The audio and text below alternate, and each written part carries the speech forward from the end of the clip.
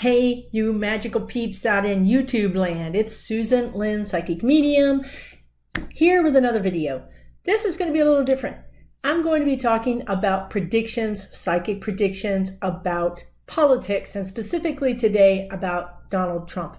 Today is the 2nd of October, and we just learned that President Trump has coronavirus or COVID-19, whatever you want to call it. And there's been a lot of talk on social media about whether he really has it or whether he's faking or, whatever the deal is. Let me just come right out and say that I'm not a fan of President Trump. However, I wouldn't wish this virus on anyone. I wouldn't wish it on anyone. I would wish that it would disappear. But here we are. He has coronavirus, or at least this is what he tweeted last night at 1 a.m. Let me tell you, I've been kind of querying my guides to ask what's going on. And here's what they told me while I was taking a shower, no less. They're showing me that he really feels breathing problems. A lot where you have bronchitis and you just feel like you can't get air, you're breathing, but the air is not really going in your lungs. That's what he's experiencing right now. He also has some GI problems as well. And so he's very tired. He's actually, the White House came out and said that he is feeling a little puny, if you will, right? A little bit under the weather, having mild symptoms. I'm just going to come right out and tell you, this man has an elephant sitting on his chest and he can't breathe. So luckily for him, he has free health care, not like the rest of us, but he has really good health care, as in the best health care. But if you know a little bit about Donald Trump, you also know that he can be combative and argumentative and not very trusting. So what is happening right now, as far as my guides are showing me, is that as the doctors are telling him, we would like to prescribe this, or we suggest you do that, he's looking at these doctors. Now, you have to understand, he doesn't trust these doctors. He doesn't trust he frankly doesn't really trust anybody in America for some reason. I don't know why. He feels like they could have hidden agendas. They could be secretly against him. He's a little bit paranoid. So what happens is whenever they prescribe or suggest something, he actually gets on the phone and calls Netanyahu. He calls Israel. He calls Turkey. I don't know why Turkey came in, but that's who he's talking to. And of course, he's also talking to Russia. So he's sort of hedging his bets by saying, if I talk to these other countries and I compare their treatments with my doctor's treatments, then I'm going to go ahead with it. But if they come up with something different, he's more than likely going to go with their treatment. And how interesting that we have a president that won't listen to our doctors, who have always been some of the best in the world, not just in the United States, but in the world.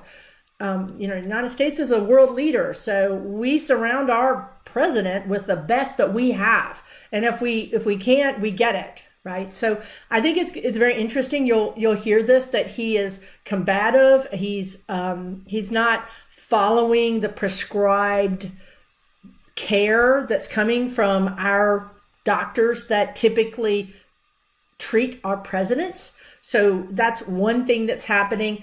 He does have some GI problems. I'm not sure if that has to do with, I'm not sure that if that's new or if he has bouts of GI problems, and they're exacerbated by the fact that he really has some lung problems, lung capacity problems.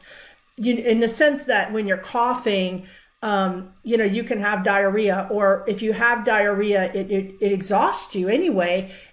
You're losing fluids, you're losing strength, but also you are battling this virus at the same time. So I do believe he's on antiviral medications. I do believe that he's getting the best care he can get if he'll let it happen. So here's something interesting. I asked my guides, because everybody wants to know. I mean, for one thing, I think Americans deserve to know if their president is able to govern, or at what point their president is incapacitated. At what point does the president need to step aside and let the vice president come in and take care of the country? We deserve to know this. But we learned about this from a tweet. So I don't think we're going to get, the usual press conference with doctors that get to weigh in on the condition of the president. I don't know that that's going to happen until much later. So I asked my guides, what is his prognosis? How is he going to do? Because honestly, he has a lot of already he's at risk. He has a high risk. He's morbidity, his weight is as high. He has high cholesterol. He has some factors that put him in his age, put him in the higher risk pool. So I'm not trying to be, mean or anything like that. I'm simply just trying to find out what's going to happen. And I think that given all those things, he would definitely be in the high risk for, potentially not making it through this.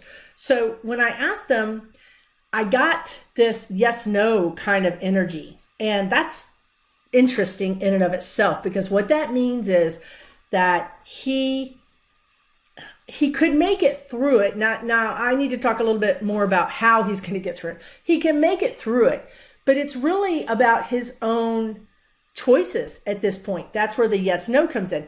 If he would follow the protocols and the prescribed, care that American doctors were giving him, I think he would make it through fine, in basically fine. Not like 3 days or 5 days or 2 weeks, but more like Boris Johnson, that went into the hospital and really fought it for many weeks and really, really, really had to fight hard.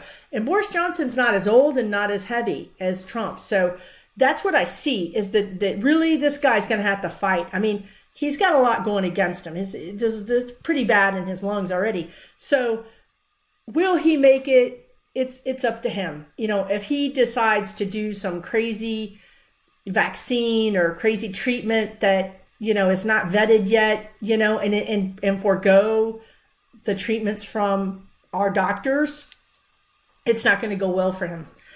I don't think he will pass away before the election, but I do feel like overwhelming, maybe the odds are that he's going to make it, but he's really going to be laid low. I mean, laid low, like no tweets, in the bed, in a very reduced health state. So at some point, Pence is going to have to step forward and take the reins of the government. Now, I feel like I see him making it through it, but I'm telling you guys, when I get out to like December and January, it's when it gets a little bit dicey. I don't know. It really depends on so many things. He's just such a hard patient to treat. He just doesn't listen. So that's going against him. If he would do everything they asked him to do, including being, laying down and being in bed and resting, because I see him getting up and trying to do things and then wearing himself out. And when he wears himself out, that just makes the whole thing worse. It just makes his body more or less able to fight off the infection. So I really feel like this one's gonna be hard on him. And I hear him saying, "This is no joke. This is no joke." And it's interesting because the guides are saying this is no joke, but the guides are saying it from this is serious, and he's saying it from this is serious, but it's just different. It's just different meanings. It's funny. I don't know why that's happening, but he is saying this is no joke. This is no joke. Like, he's very surprised. He's very surprised. So that's what I have for you guys. I hope it was helpful. I could go on and on, but we'll leave it at that, and we'll see what happens. We'll see how well I did at understanding what the guides were trying to tell me. Anyway, I hope you guys are doing well. Please wear your mask. Please social distance. Please take care of yourselves. We have a lot to get through in the next months, and we all need to take care of each other and ourselves. So be safe.